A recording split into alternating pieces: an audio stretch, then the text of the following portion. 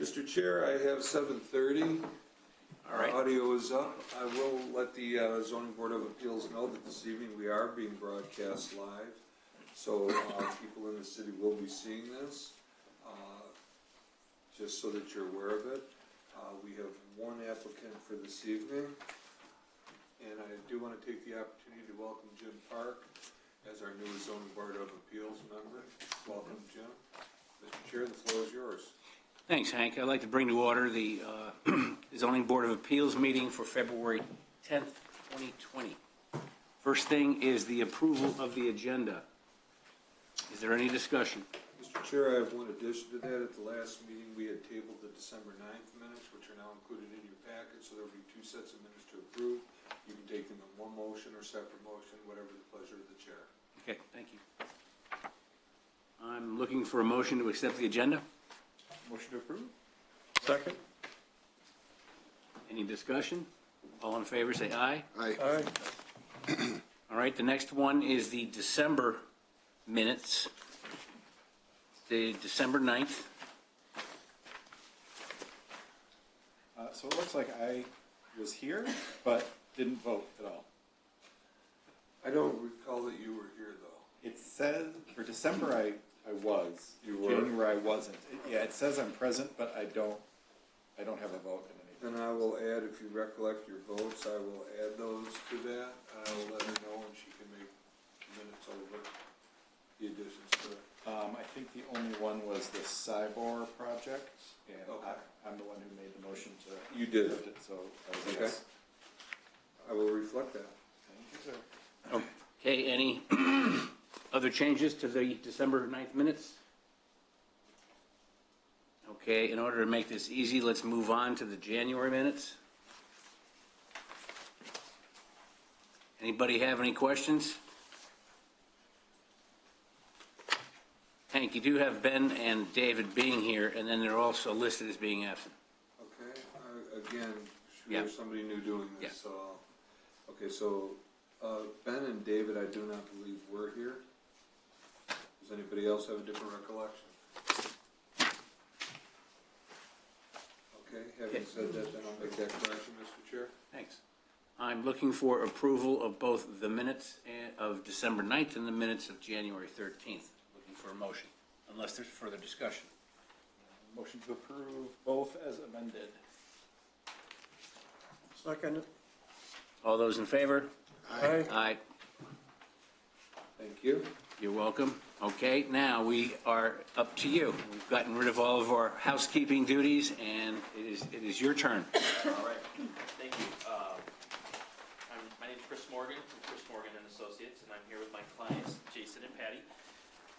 And we are here to request a 59 square foot variance for the maximum square footage allowed for the property. Our proposal is to add a master suite addition over top of this one-story sunroom that's currently there. It has a flat roof right now, and we want to enhance it by adding a second level.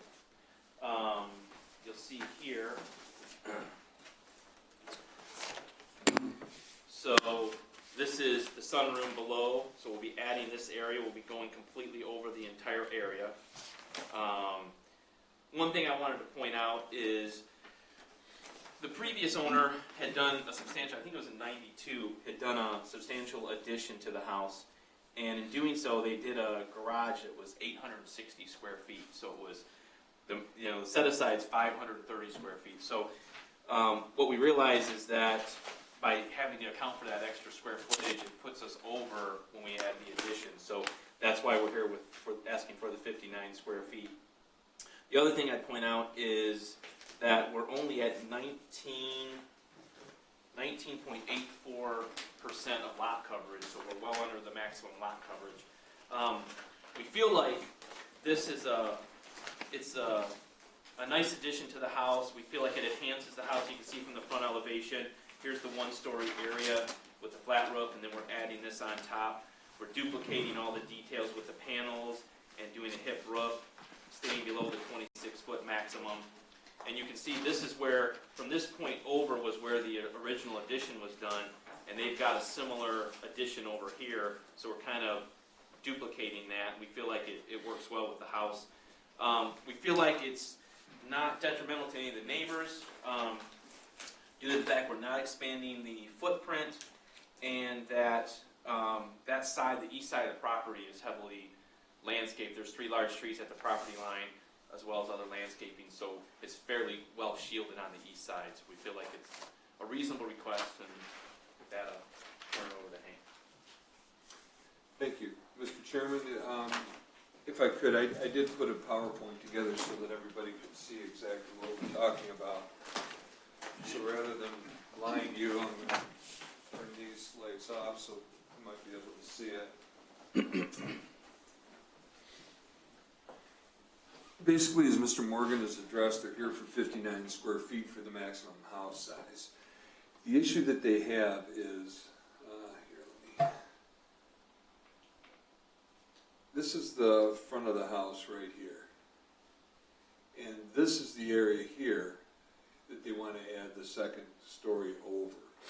When you see the original architecture of the house, you can see all the glass, all the windows. You can see that because of the siding and this, that this is subservient to the original structure. Here is what you're looking at from the side of the house, and this is the area here that Mr. Morgan addressed that has a similar type of addition already to the back of the house. So what he wants to do is basically do a similar addition over the top. So what we're looking at, this is the lot configuration, and again the house is up here. The house is shielded back here and along this side by a substantial amount of vegetation. The front of the house does front on Henry over here. This is a more aerial look with the vegetation in, so you can kind of see that it is somewhat shielded from that. Having said that, this again shows exactly where the area of the addition is right here. It is stepped back. It is going to be over the top of that. It will be less than 26 foot in height. So it is, the addition is allowed up until the 59 square feet, which I'll get to right now. When you take a look and you see what this is here, this is the front of the house. This area here is what's being proposed to being added to it. Now, having said that, they could add up to about right here and be short for the 59 square feet. Does that make any sense? That's what you have to determine. In order to allow that to happen, what the applicants would have to do is they'd have to re-engineer a wall or support beam for the second floor bearing wall, which would have to carry to the outside foundations. So there's a substantial amount of architectural and structural design that would have to go into play for that. This addition here, which is the addition, is designed to match in compatibility with the rear addition to that, so it'll look the same on both sides. This is the rear yard view here, so you can see what you're looking at, and then also this roof plan gives you a really good idea of where that sits on the house. You'll note that this part here, the triangular part, is the overlay that goes onto the other roof. Part of the thing with this too is that if you were to stop this addition and fall short, your pitch on the roof would be somewhat different, or they'd have to kick it back and the roof would look awkward and be less compatible with the original roofing style of the house. This is the first floor plan, and again, this is the area that this is going over. Your bearing points are going to be on the outside walls, which would be here. And then, let's see. So that would show you where that's going to be sitting. So now you should have a pretty good idea of where it's sitting and some of the structural issues that they may have. What we want to do is we want to be consistent and address our standards. So the first standard that we would go over would be the special or unique circumstances and conditions exist which are peculiar to the land, structure, or building involved, and which are not generally applicable to other land structures or buildings in the same district. Basically, this plan will allow space, which the house was originally designed to much older standards, being built in 1927, to be brought into a more user-friendly status. 4 bedrooms are currently served by 1 small bathroom. While that may not be the end of the world, it's underserved by today's standards. There is an addition that could be put there. The bathroom would be much smaller, but what would happen is that by creating that shortness of that foot, you're going to have to change the engineering for that outside wall. So that's one thing to consider with that. The second thing is that the variance will not be injurious to the neighborhood or otherwise detrimental to the general welfare. I haven't received any communication at this point, although we do have a guest in the audience for this evening, and perhaps during public participation, he might have something to say. And third, the special conditions or circumstances do not result from the actions of the applicant. The Schufs, the lot, and the original design of this house were not created by the Schufs or by Mr. Morgan. The original footprint is what they're looking to preserve. There's no additional lot coverage, and their lot size at over 16,000 square feet is larger than many in the neighborhood. So as far as the square footage of the house and the way that it ends, it's not detrimental in that respect. There's many other houses that are on Henry that do have a much larger footprint and have much larger capacities and much larger square footages and much higher percentages of lot coverage than they particularly have on this lot. And number four, a literal interpretations of the provisions of this ordinance would deprive the applicant of rights commonly enjoyed by other properties in the same district under the terms of this ordinance, and that the variance is the minimum necessary. Again, the original design incorporated 4 bedrooms, including a master, with 1 small bathroom. Design-wise, the addition of the master bath over the porch is both practical and fulfills an architectural need. There are houses on the street that are significantly larger, one topping 5,700 square feet and several around the 5,000 square foot mark. This house just tops 4,400 at 4,421. In addition, stopping the addition short of the exterior wall will require engineering and may create an awkward appearance. This again is where I was talking, and I posted this design approximately where that would stop. So you could see that there would be one roof here and a second roof here, and the pitch would change dramatically with that, unless you carry the roof back into the house. But you can see hip roof, and they've taken care to match the pitches. If you'll notice, the pitch on this and the pitch on this are about identical. That was done in order to make the roof look like it was always there. So that's the one thing with that. Your options here are move to allow a variance of 59 square feet, more house size than allowed by city code, or you can move to deny it, or you can have some modification in between at the pleasure of the board. I would encourage questions of both myself if you need to, and Mr. Morgan, and in fact the Schufs are here if they have any other questions. Mr. Chair, if that's okay, then we're set. We're happy to take any questions you all might have. Thank you. I got a quick question for you. The 59 square feet is the minimum, isn't it? The way this is set up. Yeah, there's really not, they're basically not asking for 500 square feet. They're asking for 59 square feet. So when it comes to the minimum on that, that's nothing less than that would make that whole. And that's kind of where they're at. And I'm sure Mr. Morgan could address that as well. But the 59 square feet is going to leave you just short across the side. That's where we're at. But what it's going to do is it's going to help maintain the roof line. Right, correct. So if, like Hank was explaining, I think, in my opinion, that this is a very nice look. If we push this wall back about 3 feet is what we would need to get the square footage down to where we need it. I'd have to have a little shed roof here or something, which I don't think would be architectural pleasing. No, you're right. Okay. Any discussion? I mean, can we just talk about the lot coverage issue for a second? And I mean, factor 4, are the other houses, are they bigger lots? Some are bigger lots, but some are way over. Again, some of the houses, there's one house that was built at 5,700 square feet, and the lot, I believe, is just over 20,000 square feet, which is 4,000 square feet bigger. Yet the house is approximately 1,300 square feet bigger than this particular house. So that would be the inequity that they may want to, discuss with that. But that's how the maximum house size. The maximum house size used to be arrived differently than it is now. This house will be going to the Planning Commission because it is visible from the front.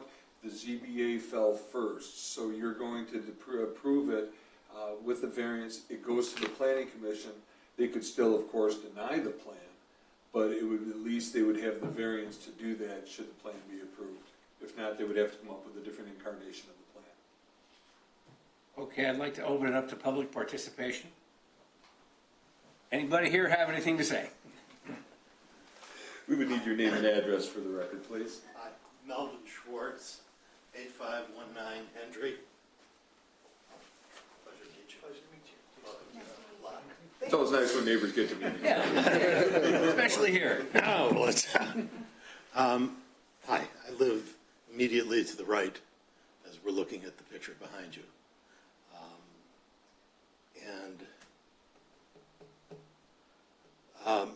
I just had a question about the 4 bedrooms being serviced by 1 bathroom. Is there also a master bath included in that number, or just?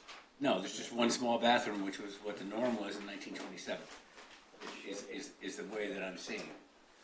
Mr. Morgan has a floor there that can kind of show you. This is the current master suite here, and then we're doing a bathroom here. Right. Where's the master suite bathroom? Right here. Remember, have you ever been in one? Yeah. Okay, so there's the bedroom here, and then there's closets here, and there's a small bathroom here. And then, so we're rearranging the whole space. Fair enough. I have no other comment at this time. I was here for just gathering some information. Appreciate it very much. Thank you. Thank you very much for your. And to meet your neighbors. Yeah. Thank you much for your input. All right, now seeing no other members of the public wishing to speak, I'm going to close the public participation at this time and open it up to further discussion among the board members. I think it looks great. I would agree that to just shrink it by 3 feet is going to throw everything off, and I would argue that this addition makes the house look better than it does now. So I love it. I'm jealous of your garage. It's crazy in Huntington Woods. Yeah, I would agree. I think that the proposed addition will make the house look nice. Moving it back would make it look a little awkward, I think a little strange. Yeah. I have just one question about how you got to here. Did you consider other design iterations, other areas of the floor that could accomplish the same?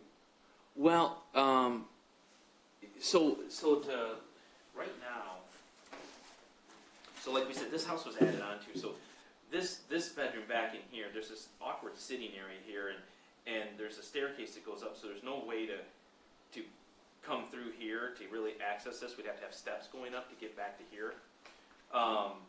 And they have 6 kids between them? 5 kids. 5 kids. So they needed the space, and right now there's very little closet space in the master, so this seemed like a natural place to expand. It looked like from the drawings that we got from the city, that this was supposed to be a flat roof, but it was supposed to have a really nice rail system and everything. So in the drawings it looked nice, but in reality that never happened, or maybe it was taken down at some point. I don't know. But it has a door leading out to this space with no railing or anything, so that's not safe. So we felt like we could really address the issues. There appears to maybe be a little bit of leaking going on in the sunroom too, so the roof needs to be addressed. So this seemed like a natural spot to do it without taking away a bedroom. The existing configuration is as shown, or is the closet and master suite a result?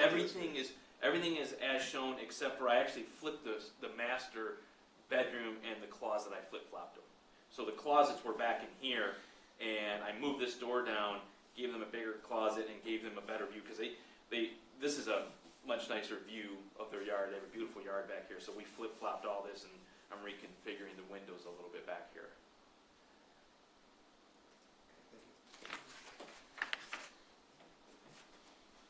Any other discussion?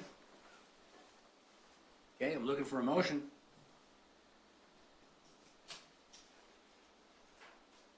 I'll move to allow a variance of 59 square feet more house size than allowed by City Code Section 40-4.03-R1A through R1E, one-family districts, as the request generally meets the requirements for a variance and would provide substantial justice to the owner. Good enough, or do you need more than that? That's addresses what the standards. Do we have to reference the planning commission? You should reference the planning commission in the motion. Other than all you have to do is just say subject to approval by the planning commission, but it's not. So let me just be clear with this. You're going to give them a 59 square foot variance. If the planning commission does not approve this project, they can still come back and tear the house down and build with 59 extra square feet. The likelihood of that happening is not great, of course, but I just want to be clear that that's a possibility. Typically, these go to the planning commission first, but it's not essential that that happen. They can come here, get their square footage, assuming it's the pleasure of the zoning board of appeals to grant that, and then go to the planning commission. The planning commission can also modify their plans or whatever, but the province of the ZBA is to grant the 59 square feet. If you grant it, they'll have it. The planning commission cannot undo that. Okay. Second, I'll second that. any further discussion? All those in favor, say aye. Aye. All opposed? There you go. Thank you very much. You're welcome. Have a wonderful evening. You too. Mr. Chairman, at this point in time, I do not have any other business before the zoning board of appeals this evening. I do anticipate that you will have a March meeting at this point in time, based on what I have, based on discussions that I've had. Okay. Going to open it up to public participation again. Not seeing anybody who wants to talk about it, I'm going to close public participation. All right. Any other issues to bring up? If not, I'm looking for a motion to adjourn. I'll make a motion to adjourn. Second. All in favor? Aye. Thank you. Thank you. Yeah.